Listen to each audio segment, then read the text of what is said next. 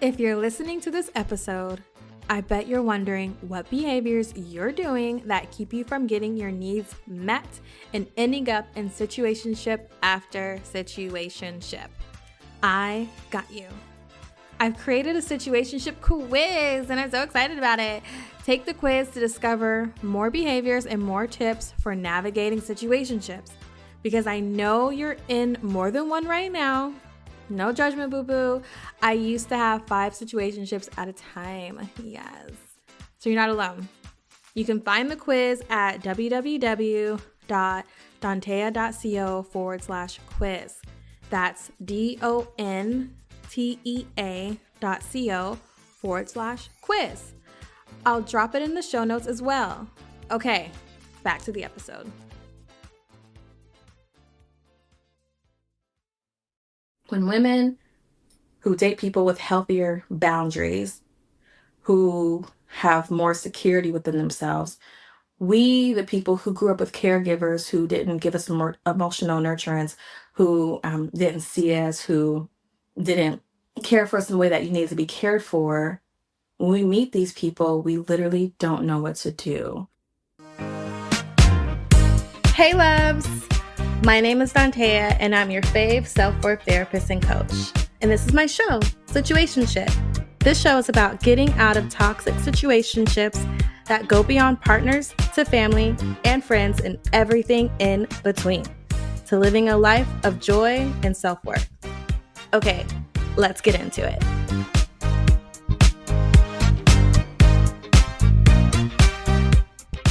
Hey loves, welcome back. Today's an episode where I'm not recording from my home, so you might hear a dog barking in the background. That's okay, it's my friend's dog. But I wanted to just talk about green flags and how some of us are allergic to green flags.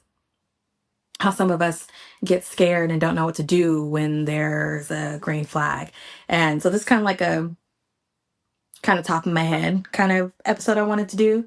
Don't have a lot of things planned, but I did do what I was going to say. I want to try having some episodes with like a cocktail or something. So I'm drinking this wine from one of my favorite wineries out here back home, actually, Columbia. I think it's Columbia Valley, I think. Anyways, so I've been seeing a lot of clients lately, and there's been this language around green flags, right? We know the red flags, and then there's green flags. And so the green flags, for those who don't know, green flags are the like healthy, keep going flags. Like these are healthy behaviors. These are good qualities, green flags, right? When we see green flags, we like the green flags, but if we're really used to toxic relationships, if we're used to not getting our needs met, if we're used to people letting us down very quickly, if we're used to just the chaos, right? If we're used to the up and down, if we're used to the not knowing where we stand, and here you are meeting someone who's like, I'm dating for marriage, or I'll like date one person at a time. There's someone who has their shit together, right? Like you question the authenticity of it. Now I get it. Do your due diligence. People are saying one thing, you want to check the facts, things like that. However, what I'm focusing on right now is just a simple fact of when we're so used to red flags, our bodies are used to that chaos. Our bodies are used to that up and down. Our bodies are used to constantly feeling like conflict. And what's the word I'm looking for? Our bodies are not relaxed or not grounded, but there's a word for it. Turmoil, right? So we know how to navigate people who aren't giving us emotional safety. We know how to navigate people who aren't showing up for us. We know how to navigate people who aren't reliable. We know how to navigate the people who say one thing verbally, but their behavior continues to say, I didn't mean what I said, right? And you keep waiting and you keep eating the breadcrumbs because you're hoping. So when you meet someone who doesn't have the breadcrumbs, when you meet someone who is consistent, when you meet someone who says, I'll call you back in 5 minutes, and they do, when you meet someone who gives you attention and they're not on their phone the whole day, when you meet someone, and they don't, this happened to me, where you're having a conversation one-on-one and they step out of the room to take a phone call and it's 11 o'clock at night, or something, sometime late, you know, we don't know what to do with the green flags people. We feel like, oh, the other shoe's going to drop, too good to be true. I just regulate. That's what I was looking for. We just don't know how to regulate our bodies. So I'm reading this book, and you're invited to read it with me. Reading this book. It's called Women Who Love Too Much. It came out in the 80s. Can you believe it? It came out in the 80s, but it still hits today. So I'm only like 3 chapters in, but it's a lot of talking about how when women who date people with healthier boundaries, who have more security within themselves, we, the people who grew up with caregivers who didn't give us more emotional nurturance, who didn't see us, who didn't care for us in the way that you need to be cared for, when we meet these people, we literally don't know what to do. We don't know how to connect on a level that isn't about manipulation, that isn't about, let me use my body, let me use sex for connection, let me connect to them superficially, right? Let me be hyper vigilant, hyper observing their behaviors like I do. Because I grew up in a home where I feel like I had to watch my mother's every move to make sure that I didn't get in trouble. I became hyper vigilant about observing behaviors. And so when you come across someone with green flags, healthier boundaries, how would I know how to connect without watching their every move and assuming that they're thinking this, and assuming because now they have a frown on their face, that means I did something wrong, and assuming that, oh, they didn't call me back and they didn't like me enough. And I mean, it just goes into chaos, really. So we really don't know what to do, right? We don't know, like, what's it like to have a secure attachment? We say we want a secure attachment. We say we don't want to be anxious avoidant. We say we don't want to be just straight up avoidant. We want to have a secure attachment. If you've never had a secure, especially romantic, because that definitely kicks up. Any relationship can kick up your attachment with your caregivers. However, romantic, something about it really, really kicks it up. So any relationship, any attachment type can kick up stuff from your caregivers. It's just when we're finally in a secure attachment and we don't have anything really to compare it to, we don't know what to do. We question everything. So the hope is that you find a way to not just connect sexually. You find a way to allow yourself to really feel what it's like to be secure, to really feel like you made a mistake and that person allows you the chance to talk it through without being like, you're too much, cutting off, never talking to you again. The secure attachment, the green flags, allows you to finally show up in a way that you've always wanted to in the relationships with people who had a whole bunch of red flags, right? The secure attachment, the green flags, is you being able to ask the question when you're ready, what are your intentions with me? Where do you see this going? Maybe even you being able to say, I'm in a place right now where I'm looking for a serious committed relationship. Are you? Versus with people who have more red flags, you're not going to really say that because you kind of already feel that they're not wanting the same thing you're wanting, but it's just so nice to be on a date with someone. It's just so nice to at least pretend that this is going to go somewhere further than the summer or the weekend or 6 months, 3 weeks. Like, we don't know how to show up. And it's scary. Like, I just want to name that. It's really scary, right? Like, I remember for me, when I was in a relationship with people who had a lot more green flags, I was embarrassed to like share that with my friends. I felt like, who am I to like, I feel like I was kind of rubbing it in their face, right? I was rubbing it in their face like, look how great it is. Look how we can talk about everything. Look how we can move through things. Look how they're too talking about the future and what they want to do with me. Look how our goals and our values and our visions for life align. Like, it felt like I didn't deserve this. It felt like somehow I stumbled into it and it's gonna leave, and I never had one before, so how do I know it's real? Right? Like, are you relating to this? I'm sure a lot of you are like, yeah, I've been there, I get it. So I'm gonna keep reading the book. I'm gonna keep seeing what it says. I mean, it hits a lot of points, and then I'm gonna keep coming back and sharing like my updates with you all because it goes so deep. It goes so deep. Like, being able to shift from pick me, look how worthy I am, look how valuable I am, to I know my value, I know my worth.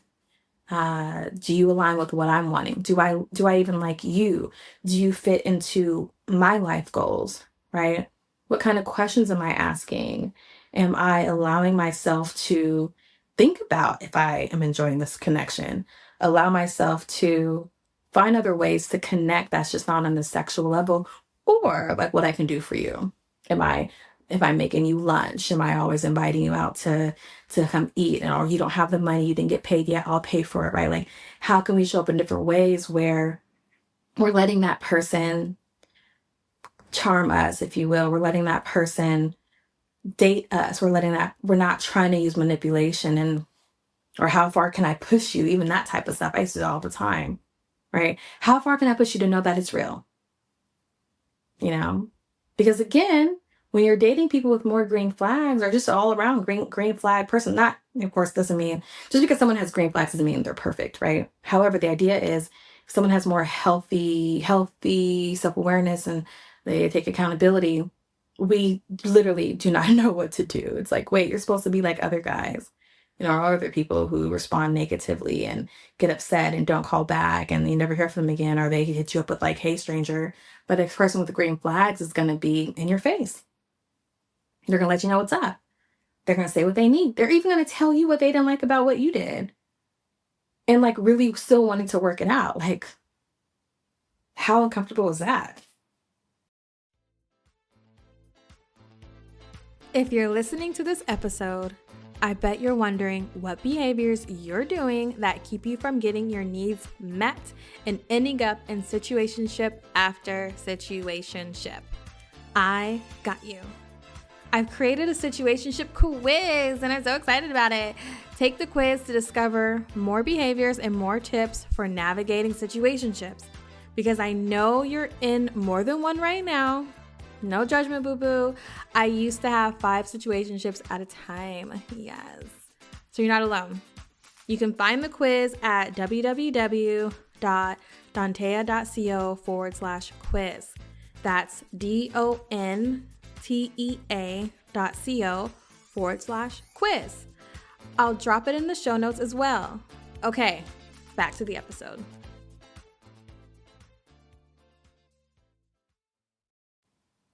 So, I don't know. Tell me what you think about green flags. What are your thoughts on it? Have you met someone that has green flags and you pushed them away? Have you met someone that has green flags and it took you a long time to calm your nervous system down? Right? For me, when the some recent people who had green flags, I did a lot of self-sabotaging. Like couldn't get my mind around it, right? Constantly said things like, "Oh, we should just break up then because always this is too hard," or "We should just break up then because you haven't responded yet to my text," right? Like just all types of stuff, just bananas. Like, girl, calm down. It's gonna be okay. Get it together.